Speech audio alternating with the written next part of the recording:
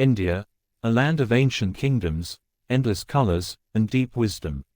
For thousands of years, it stood proud and self-sufficient, a civilization that flourished through trade, art, and knowledge. But in the mid-18th century, a shadow began to stretch across its golden horizon, the shadow of the British Empire. What began as a trading mission soon turned into one of the most powerful, and painful, chapters in human history.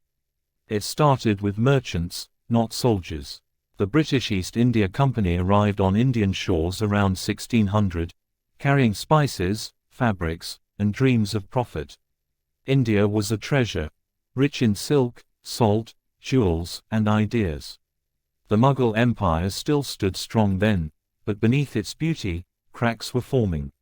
Local rulers fought for power, and the empire's unity began to fade. The British saw their chance, and they took it. At first, they asked politely for trade. But trade turned to influence, and influence turned to control. Through cunning diplomacy, they supported one ruler against another, offering help in exchange for land, gold, and loyalty. Every battle won in the name of protection was actually a step closer to domination.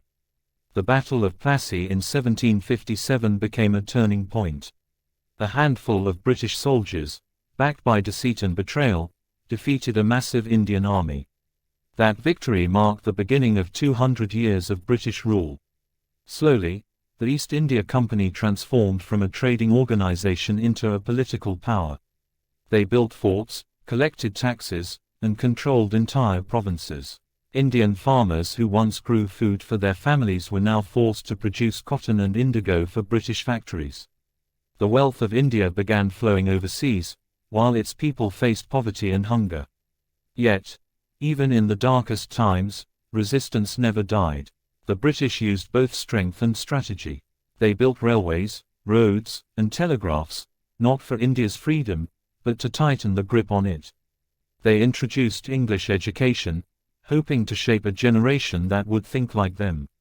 But what they didn't expect was that this very education would awaken a new spirit, a fire for independence.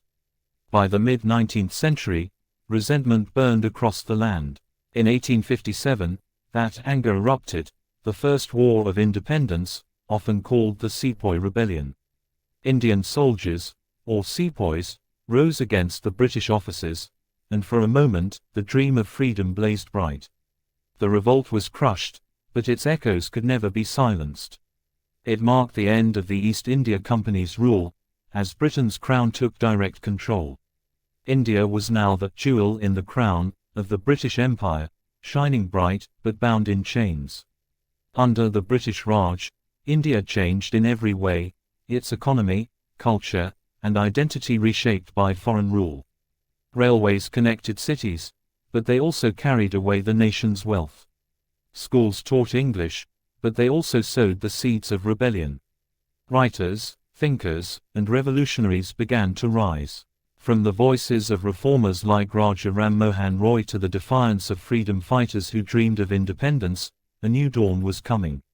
By the 20th century, the British Empire, once called the empire on which the sun never set, began to fade.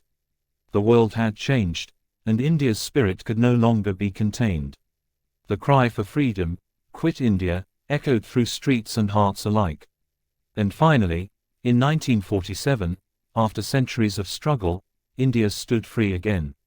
The British Empire had conquered India with strategy, greed, and guns, but it could not conquer the Indian soul. Because in every heart, through every storm, there lived an unbreakable truth, that no empire, no matter how vast, can rule forever over the will of a free people. If you felt this story touch your heart, don't forget to like, share, and subscribe for more powerful tales of history and courage. And remember to press the bell icon so you never miss an update.